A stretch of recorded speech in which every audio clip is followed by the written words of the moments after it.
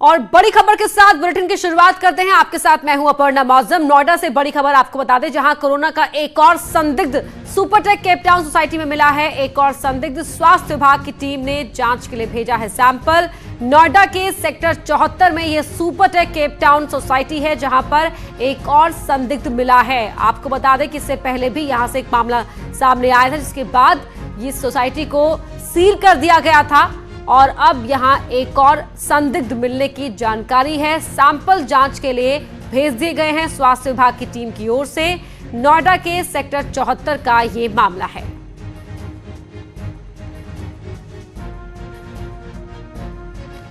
तो बड़ी खबर इस वक्त की यही है कि उत्तर प्रदेश में तेजी से बढ़ रहे हैं कोरोना के मामले। 42 हो चुके हैं अब तक कोरोना पॉजिटिव केस। नोएडा में खतरनाक हुए हैं हालात। कोरोना पॉजिटिव की संख्या नोएडा की ही अगर बात की जाए तो 14 हो चुकी है। आज नोएडा के 3 केस पॉजिटिव पाए गए हैं। जी हां, 3 केस पॉजिटिव पाए गए हैं। तो इस तरह संख्या हो गई नोएडा के अंदर पॉजिटिव केस की 14 संख्या हो चुकी है। जबकि अब से थोड़ी देर पहले हमने आपको बताया कि नोएडा के सेक्टर 74 में एक संदिग्ध आज और मिला है। तो कंफर्म केस हो गए हैं 14, जिनमें से आज नोएडा के 3 केस पॉजिटिव पाए गए हैं। तो उत्तर प्रदेश में 42 कोरोना पॉजिटिव मामले अब तक सामने आ चुके हैं। अलाउद्दीन हमारे साथ फोन लाइन पर जुड़ गए हैं। अलाउद्दीन, जिस तरह से मामले कंफर्म हो रहे हैं नोएडा के अंदर के, ये बहुत ही चिंता को बढ़ाने वाला है। जी हाँ, बिल्कुल। नोएडा को लेकर के अभी भी स्वास्थ्य विभाग ने जो आशंका व्यक्त की है, जो नोडल ऑफिसर हैं कोरोना की, उनसे हमारी बातचीत हुई है। वहां पर जो सोशल गैदरिंग से अभी फैलना शुरू हुआ है। अभी सैंपल करीब 9 और केजीएम में भेजे गए हैं। हम लोग उम्मीद करते हैं कि कोई उसमें पॉजिटिव ना आए, लेकिन जिस तरह से वहां पर ये प्रकोप लगातार बढ़ रहा है, तमाम आवाजाही पर पाबंदी लगाने के बावजूद शायद इस तरह की खबरें शाम तक कुछ और नोएडा से जुड़ी हुई आ जाएं।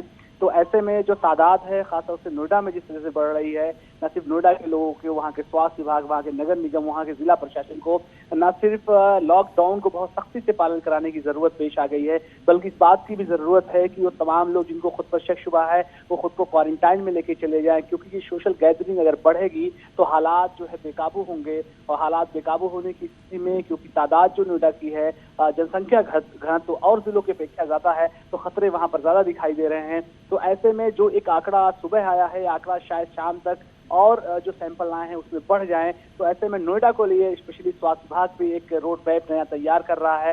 अब से कुछ देर बाद उस रोड मैप की नई घोषणा। अलाउद्दीन, और कह सकते हैं कि इसके पीछे एक बड़ी वजह यह भी रही कि जो लोग बाहर से ट्रैवल करके सोसाइटीज में वापस लौटे, उन्होंने ना तो किसी को बताने की जरूरत समझी और ना ही खुद को सेल्फ क्वारंटाइन किया। सोसाइटी में वो उसी तरह से फ्रीली मूव करते रहे, और जिसकी वजह से ये जो कंटेजियस डिजीज है वो फैलती चली गई। जी हाँ, बिल्कुल आप सही कह रही हैं। जो भारत सरकार की गाइडलाइन है, WHO की गाइडलाइन है, अगर उस पर लोग अमल कर लें तो शायद ये भयावह स्थिति को हम अभी भी रोक पाने की स्थिति में हैं। और अगर जो लोग इसको हंसी में और मजाक के तौर पर इन तमाम चीजों को ले रहे हैं, और सरकार जिस तरह से इतना बड़ा लॉकडाउन ऐसे ही फैसला नहीं किया है, तो तमाम लोग जो टीवी के माध्यम से सुन रहे हैं, तमाम लोग उनको जागरूक होने की बेहद जरूरत है। अपने नातेदारों, रिश्तेदारों और दोस्तों को बताए जाने की जरूरत है कि किसकी भयावह स्थिति में तमाम देश और प्रदेश खड़ा हुआ है। और खासतौर से तमाम लोग जो बाहर से आ रही है, जैसा आप कह रही, उन तमाम लोगों को खुद को 14 दिन के लिए क्वारंटाइन जरूर कर लेना चाहिए। और जैसे ही लक्षण दिखे स्थानीय जिला प्रशासन और स्वास्थ्य विभाग को तमाम सूचित करना चाहिए।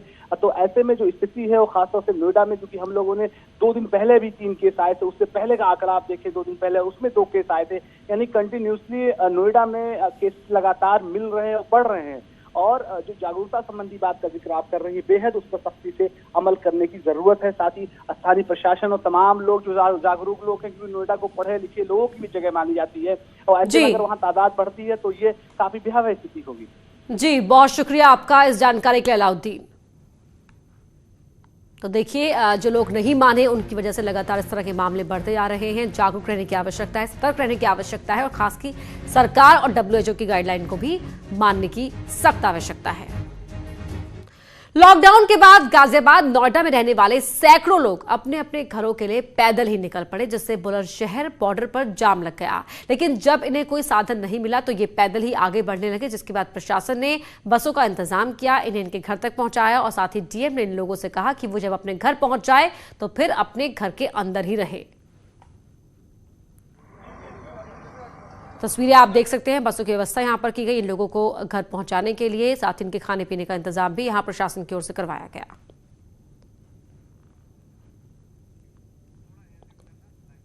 लॉकडाउन के बीच ये लोग फंसे हुए हैं जो अपने अपने घरों के लिए निकल पड़े, कभी गाड़ी से, और जब गाड़ी नहीं मिली उसके बाद आगे का सफर इन्होंने पैदल ही तय करना शुरू कर दिया। तो पुलिस ने, आप देख सकते हैं किस तरह से ये लोग पैदल ही अपना अपना बैग कंधों पर डाले आगे बढ़े जा रहे हैं। पुलिस ने इनको रोका, इनसे बात की गई और फिर इनके लिए बसों का इंतजाम किया गया। इसके साथ ही इनके खाने पीने की व्यवस्था भी यहाँ पुलिस प्रशासन की ओर से कराई गई। तो ऐसे लोगों के लिए पुलिस मददगार के तौर पर सामने आई है।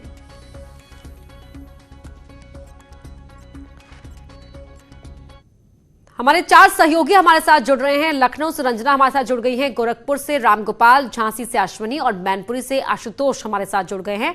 रंजना, पहले आपका रुख करना चाहेंगे, क्या तस्वीरें वहां पर और क्या खास इनपुट आपके पास? देखिए, लोगों में जागरूकता की बात जैसे हमारे सहयोगी अलाउद्दीन कह रहे थे वो सबसे जरूरी है, और लखनऊ में हम दिखाना चाहेंगे कि पुलिस की रिस्पॉन्सिबिलिटी काफी बढ़ गई और पुलिस अपनी रिस्पॉन्सिबिलिटी बहुत अच्छी तरह से निभा रही है। और एक एक लोगों को, जो लोग बाहर निकल रहे हैं उनको पूछा जा रहा है और उनको पूछ के रोका जा रहा है, जागरूक भी किया जा रहा है कि अगर जरूरत नहीं है तो नहीं निकलिए। और इस तरह से जो है यहाँ पे काफी सहयोग कर रहे हैं लोग भी, पब्लिक भी सहयोग कर रही है। और यहाँ पे एक और नमूना हम दिखाना चाहेंगे कि एक छोटी सी दुकान है जो राशन की दुकान है, वहां दुकान के सामने देखिए गोला बनाया गया है लोगों के डिस्टेंस के लिए। डिस्टेंस लोग मेंटेन करें, जो लोग खरीदारी करने आ रहे हैं वो भी उसको जो है उसमें कहा जा रहा है उसी में खड़े होने के बाद ही आप उसके आगे नहीं बढ़ रहे हैं। जो लोग लेने सामान आ रहे हैं वो वहां पे गोले में खड़े होके ही सामान ले रहे हैं और पैसे दे रहे हैं। तो इस तरह से देखा जाए तो लखनऊ में जागरूकता भी लोगों के बीच है। और इसका आज हम देखें तो जिस तरह से नोएडा में संख्या बढ़ी है कोरोना पॉजिटिव की, लखनऊ में एक तरह से अभी केस नहीं बढ़े हैं, उतना ही है। और लोगों में जो जागरूकता है वो नजर आ रही है, धीरे धीरे जागरूकता बढ़ती नजर आ रही है और बहुत जरूरी है कि लोग जागरूक रहे। रंजना, आपके पास लौटेंगे, गोरखपुर चलते हैं रामगोपाल के पास। रामगोपाल, वहां कितने जागरूक नजर आ रहे हैं लोग? यहाँ पे भी आज जो है जिलाधिकारी ने सख्ती बरती है, जिसके बाद सड़क पे लोग नहीं दिखाई पड़ रहे हैं। कल तक जो सुबह के वक्त करीब 4 घंटे की लोगों को खरीदारी की छूट थी, चाहे वो दवा हो, राशन हो, दूध हो या अन्य सामानों की खरीदारी की जो छूट थी, उसको आज जिलाधिकारी ने खत्म कर दिया है। अब आज से नया सिस्टम लागू हो गया है कि दूध के लिए हर मोहल्ले के में एक दुकान को नामित किया गया है और आप उसका फ़ोन नंबर जारी कर दिया गया है। दूध अब दुकानदार ही आप लोगों के घरों तक पहुंचाएगा। साथ ही ऐसे ही सब्जी की दुकानों के भी नंबर और लिस्ट जारी कर दिए गए हैं, दाम तय कर दिए गए हैं। खाद्य सामानों की भी दुकानों की लिस्ट और नंबर जारी कर दिए गए हैं। यानी कि अब किसी भी व्यक्ति को, किसी भी आम आदमी को अपने घर से बाहर नहीं निकलना है। वो अपने घर में रहेगा और फोन करेगा, उसके बाद उसके घर तक सामान पहुंचती है।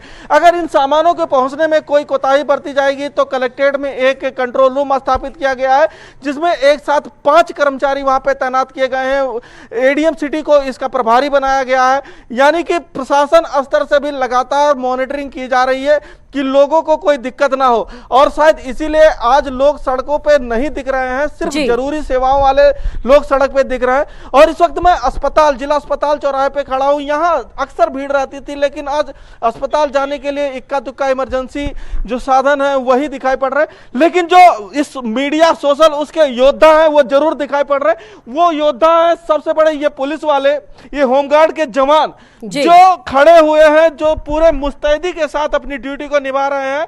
और ये जवान अपने घर, अपने परिवार से दूर यहाँ पे लोगों को यही अवेयर कर रहे हैं कि आप बिल्कुल, तो इसीलिए राष्ट्र रक्षक इन्हें प्रधानमंत्री ने कहा था। और चाहे बात पुलिसकर्मियों की हो, सुरक्षा बलों की हो, मीडिया की हो, हर कोई सिर्फ इसीलिए अपने अपने काम को अंजाम दे रहा है घर से दूर रहकर, ताकि आप अपने घर में रहे और कोरोना को हम सब मिलकर हरा सके। झांसी का चलते हैं अश्विनी के पास। अश्विनी, झांसी का क्या हाल है?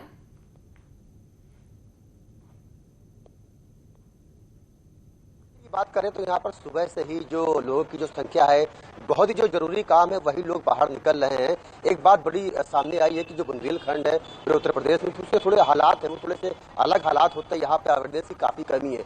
ऐसे में पूरे बुंदेलखंड में जिस तरीके से अवेयरनेस किया गया लोगों को कोरोना को लेकर के, वो काफी काम आया है। आज लॉकडाउन का दूसरा दिन है और पुलिस प्रशासन के अधिकारी लगातार चौराहों पर लगातार जो भीड़ भाड़ इलाके हैं उनको खाली करा रहे हैं। खाद्य सामग्री है या दूध की सप्लाई है या तमाम जो अन्य जो जरूरी चीजें होती हैं, दवाएं होती हैं, उनको लेकर के प्रशासनिक स्तर से अभी इंतजाम किए गए हैं कि वो घर घर या मोहल्ले मोहल्ले या वार्ड वार्ड जाकर के वो सप्लाई करेंगे। ऐसे में जो लोगों की भीड़ होती है दुकानों पर खाद्य सामग्री की, उनमें जुटेगी नहीं तो कहीं ना कहीं जो कोरोना का संक्रमण है वो फैलने से रोकेगा। तो फिलहाल पूरे बुंदेलखंड में आज लॉकडाउन के दूसरे दिन काफी हद तक जो स्थिति है वो संभली हुई नजर आ रही है। हालांकि जो सड़कों पर जो वाहन है वो जरूर चल रहे हैं, दौड़ रहे हैं, किनको क्या जरूरत है इसको लेकर थोड़ी अभी सख्ती की और जरूरत है। जी बिल्कुल।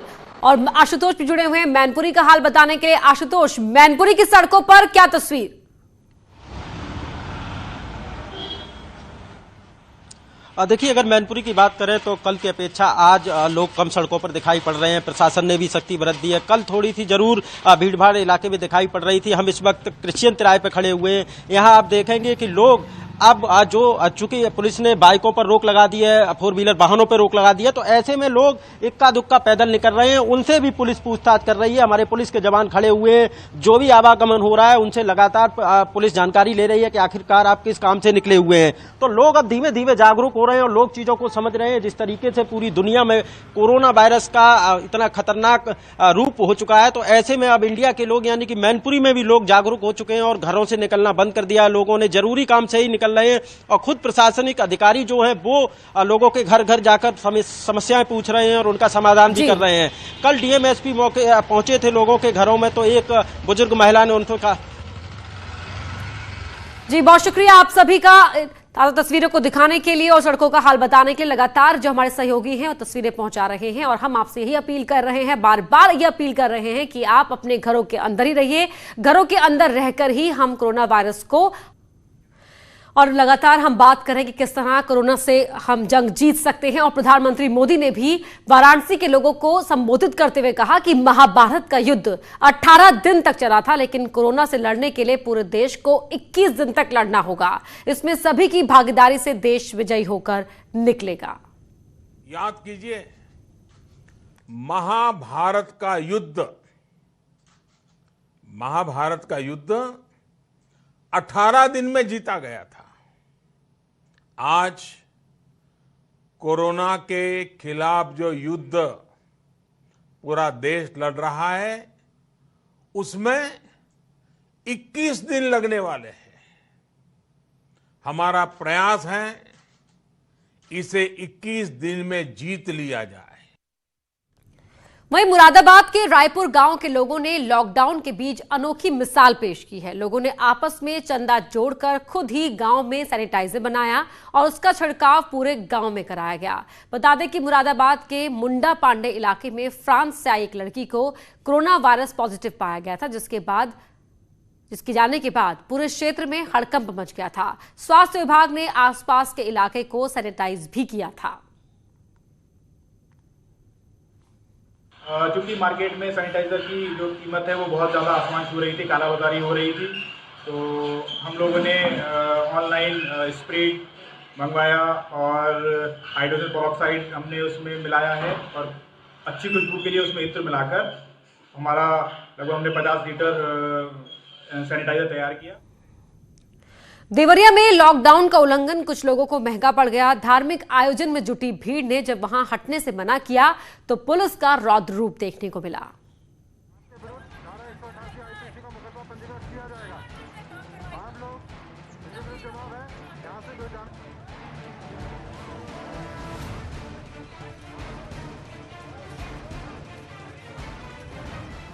देवरिया में पुलिस के सामने तलवार लहरा रही इस महिला को देखिए। दरअसल इस महिला ने पाबंदी के बावजूद धार्मिक आयोजन किया था। यहाँ अच्छी खासी भीड़ जमा हो गई थी। लोगों की शिकायत पर पहुंची पुलिस ने कोरोना संकट की वजह से धार्मिक आयोजन रोकने की अपील की, लेकिन आयोजक महिला जिद पर अड़ गई। जब पुलिस ने हल्का बल प्रयोग किया तो महिला को भी गुस्सा आ गया और वो तलवार लेकर पुलिस कर्मियों के सामने आ गई। पुलिस धारा 144 के उल्लंघन का हवाला देकर महिला से सरेंडर करने की गुजारिश करती रही, लेकिन महिला पुलिस के सामने तलवार लहराती रही। लाख समझाने के बावजूद जब महिला नहीं मानी तो पुलिस को लाठी चार्ज करना पड़ा और इसके बाद तो ऐसी भगदड़ मची जिसे जहां जगह मिली वो उधर ही भागा। लेकिन पुलिस ने लॉकडाउन का उल्लंघन करने पर इन सब की जमकर खबर ली। आज ये कोरोना को लेकर के तमाम भीड़, तमाम मरीज, तमाम कई तरह के लोग यहाँ इकट्ठे थे। मना किया गया, फिर प्रशासन को सूचना दिया गया, प्रशासन आया है और ये बहुत अच्छा काम हुआ है कि यहाँ बंद करा करके सबको यहाँ से हटाया गया। बाद में पुलिस ने तलवार जब्त कर महिला समेत कई लोगों को हिरासत में ले लिया। लाठी चार्ज के बाद लोग वहां से सामान उठाकर भागते दिखे। देवरिया से न्यूज़ 18 के लिए उमाशंकर भट्ट की रिपोर्ट। लॉकडाउन को सपोर्ट करके पूरा देश कोरोना के खिलाफ जंग लड़ रहा है, लेकिन कुछ लोग बाहर निकलकर इस लड़ाई को कमजोर बना रहे हैं। कोरोना के खिलाफ जंग में विभीषण की भूमिका निभाने वालों पर यह रिपोर्ट देखिए।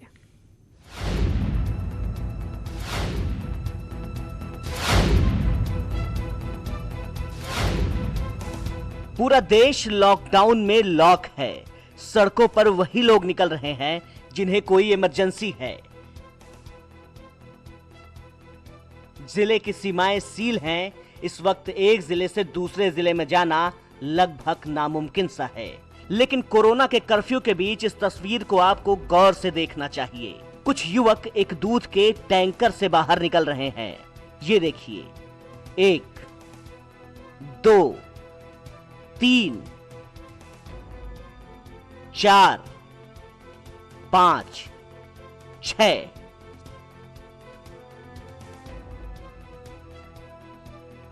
7, 8।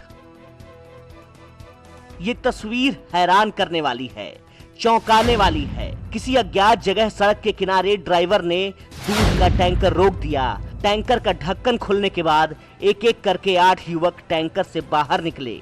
साफ है कि इन्होंने जान जोखिम में डालकर एक शहर से दूसरे शहर जाने के लिए दूध के टैंकर का सहारा लिया। ये लोग कहां सवार हुए, कहां पर उतरे और कहां जा रहे थे, ये पता नहीं चल पाया। टैंकर का नंबर UP21 CN 3952 है, जो मुरादाबाद के किसी शख्स के नाम पर रजिस्टर्ड है। हो सकता है कि मुरादाबाद से ये टैंकर दूध की सप्लाई देने दिल्ली NCR आया हो और वापस जाते समय यहां से युवकों को टैंकर में छिपाकर मुरादाबाद या रास्ते में पड़ने वाले किसी कस्बे तक ले गया हो।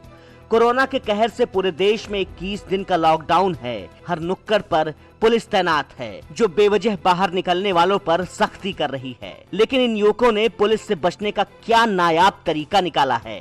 टैंकर से निकलने वाले हर युवक के चेहरे पर विजयी मुस्कान है, जिसको देखकर ये बात दावे से कही जा सकती है कि इनको ना अपनी फिक्र है और ना देश की चिंता। क्योंकि अपनी जान प्यारी होती तो भला टैंकर में इतने सारे लोग सफर कैसे करते। किसी को खांसी आई होगी, किसी को छींक आई होगी, किसी ने जम्हाई ली होगी। ये दूध पीते बच्चे भी नहीं हैं। अखबार, टीवी, मोबाइल से इतना तो पता चल ही गया होगा कि कोरोना का संक्रमण कैसे फैलता है। टैंकर की सवारी करने वालों में अगर एक भी कोरोना का संक्रमित रहा होगा तो बाकियों में संक्रमण फैलना तय है। टैंकर का ढक्कन बंद रहा होगा, ऑक्सीजन की कमी से इन लोगों का दम भी घुट सकता था। आखिर ऐसी क्या मजबूरी है कि हम अपनी जान हथेली पर रख दें। लॉकडाउन से इतना पैनिक होने की क्या जरूरत है। देश के लिए ये मुश्किल वक्त है। लॉकडाउन से हमें थोड़ी परेशानी हो सकती है, लेकिन कोरोना के संक्रमण की चैन तोड़ने के लिए लॉकडाउन ही एकमात्र विकल्प है। अगर हम ये बात नहीं समझे तो गंभीर नतीजे भुगतने पड़ेंगे। Bureau report, news 18। वहीं बुलंदशहर के डिबाई में तो पुलिस ने 2 मस्जिदों में लोगों की भीड़ को नमाज पढ़ते पाया। तो नमाज के बाद पुलिस ने दोनों ही मस्जिदों के मौलवियों के खिलाफ धारा 188 के तहत मुकदमा दर्ज कर उन्हें अरेस्ट कर लिया। हालांकि पुलिस ने जनपद में 2 मौलवियों सहित 56 लोगों के खिलाफ 35 मामले सोशल डिस्टेंसिंग उल्लंघन के दर्ज किए हैं। देखिए आप इस भीड़ को। डिबाई क्षेत्र में 2 धर्मस्थलों में बार-बार अनुरोध किए जाने के बावजूद भीड़ इकट्ठा की गई, जिसके परिप्रेक्ष्य में वहां भी मुकदमे पंजीकृत कराए गए और वैधानिक कार्रवाई की गई। और बड़ी खबर लखनऊ से आपको बता दें, जहां कोरोना से यूपी में लगातार जंग जारी है। मुख्यमंत्री योगी इस वक्त एक महत्वपूर्ण बैठक कर रहे हैं वरिष्ठ अधिकारियों के साथ। सीएम की बैठक जारी है। बैठक में मुख्य सचिव के साथ एसीएस होम अवनीश अवस्थी भी मौजूद हैं। और आप तस्वीर देखिए, यहां पर भी सोशल डिस्टेंसिंग का पालन किया गया है। इस हिसाब से कुर्सियां लगाई गई हैं कि सबके बीच में 1 मीटर का फासला हो, जो पर्याप्त फासला कहा जा रहा है। और सोशल डिस्टेंसिंग रूल को निभाते हुए ये बैठक यहां पर की जा रही है।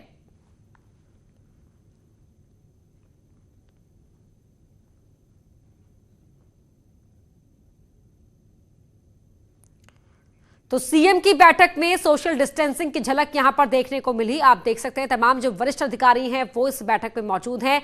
किस तरह प्रदेश में तैयारियां जो हैं वो की जा रही हैं, तैयारियों का स्टेटस क्या है, अब तक कहां क्या प्रॉब्लम आ रही है, उसे किस तरह से दूर किया जा रहा है, तमाम मुद्दों पर चर्चा हो रही है। लेकिन 1 मीटर का पर्याप्त फासला रखते हुए, ये फासला जरूरी है क्योंकि जहां काम करना या जहां मिलना बहुत जरूरी हो जाता है तो वहां पर फासले का ध्यान रखना जरूरी है, सोशल डिस्टेंसिंग का ध्यान रखना जरूरी है।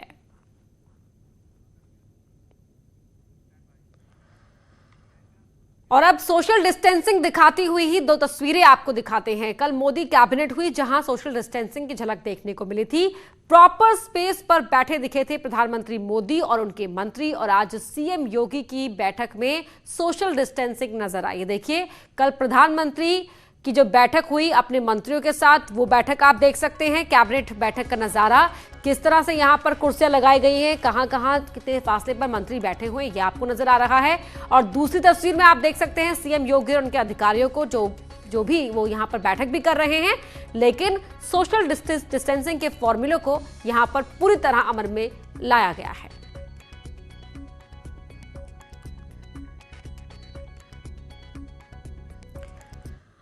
अजीत सिंह हमारे सहयोगी फोन लाइन पर जुड़ गए हैं। अजीत, 2 तस्वीरें हम दर्शकों को दिखा रहे हैं। एक तस्वीर कल की है मोदी कैबिनेट की और आज एक सीएम योगी की अधिकारियों के साथ बैठक की तस्वीर है। और दोनों ही तस्वीरों में सोशल डिस्टेंसिंग का फॉर्मूला नजर आ रहा है।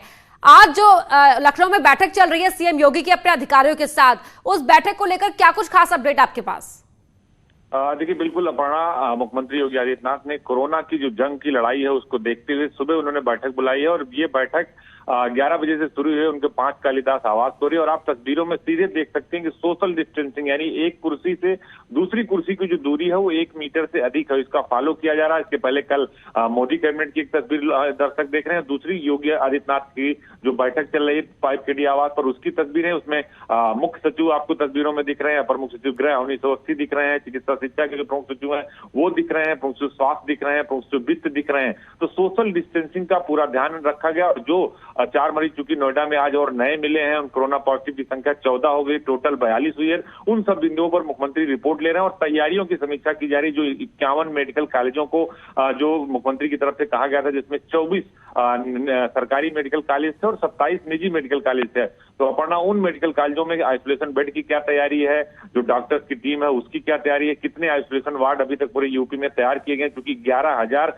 आइसोलेशन बेड का टारगेट रखा है योगी आदित्यनाथ ने, सीएम यूपी ने। तो उन सब चीजों को लेकर समीक्षा बैठक करें। और जो जरूरी एडवाइजरी जारी की गई कि हर घर तक सामान पहुंचना है, दवाएं पहुंचने, विशेष तौर से सीनियर सिटीजन, उसको लेकर मुख्यमंत्री अधिकारियों से रिपोर्ट ले रहे हैं कि जो हमारे बुजुर्ग लोग हैं जो 60 साल के ऊपर है, उनके घर पर दवाएं, राशन, फल, सब्जियां ये पहुंच रहा है, दूध पहुंच रहा है कि नहीं पहुंच रहा, उन सब चीजों को लेकर, क्योंकि आज से होम डिलीवरी की व्यवस्था भी यूपी में शुरू की गई। कई जिलों में वार्ड वाइज नगर निगम के लोग ले जा रहे हैं, कई सारी एजेंसियों को हायर किया गया। तो उन सबको लेकर एक समीक्षा बैठक मुख्यमंत्री की तरफ से समीक्षा बैठक ये जारी है। बहुत शुक्रिया आपका अजीत इस जानकारी के लिए। तो वहीं मशहूर कवि प्रसून जोशी ने कोरोना पर एक कविता भी शेयर की है, आपको सुनवाते हैं। हाँ, घर में रहेगा देश, हाँ घर में रहेगा देश। इस देश को प्यार बुजुर्गों से, यहां खुद से पहले अपने हैं। इस देश को प्यार बुजुर्गों से, यहां खुद से पहले अपने हैं। कर्तव्य यहां पहले आता और बाद में आते सपने हैं। बस यही एक संदेश, हां घर में रहेगा देश। 21 दिन का उपवास लिए, 21 दिन का उपवास लिए, जीवन की लंबी सांस लिए, सीमा रेखा ना तोड़ेंगे, एक संयम, एक विश्वास लिए। चलो मन को दें आदेश, हां घर में रहेगा देश। संकल्प नया एक करते हैं, चलो मिलकर पीड़ा हरते हैं। संकल्प नया एक करते हैं, चलो मिलकर पीड़ा हरते हैं। इस देश के रहने वाले तो हर दिन ही तपस्या करते हैं, बढ़ जाने दो ये केश, हां घर में रहेगा देश, हां घर में रहेगा देश। तो घर में रहना ही होगा अगर कोरोना के खिलाफ लड़ी जा रही इस जंग को जीतना है। तो घर में रहिए और कोरोना को हराइए। रुक रहे एक छोटे से ब्रेक के लिए।